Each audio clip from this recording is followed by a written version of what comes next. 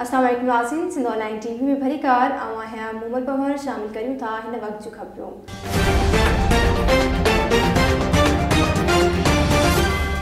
नाज़रीन, कराची में मकली के रहवासी भोरो सरकी, तुर्क अली सरकी और असगर सरकी जो भाव पीपल्स पार्टी जो सियालो क्रिकेट के मैदान के सजाईंदड़ खिलमुख मानू कामरेड सब्ज़ अली सरकी मुख्तसर बीमारी का पोइ कराची के एक अस्पताल में लाडम कर वो, जैसे जनाज़े नमाज बाद मिठी माओ हवाले किया वो। सिंध ऑनलाइन टीवी के रिपोर्टर एम अशरफ खुश्क की खबर मौजूद भोरो सरकी, तुर्क अली सरकी, असगर सरकी, मोहब अली सरकी और दोस्त अली सरकी, हमीर खान सरकी, नूर हसन सरकी, शमसुद्दीन सरकी, अकरम सरकी से मुख्तलिफ धुरिन पारा ताज़ियत कई वही है।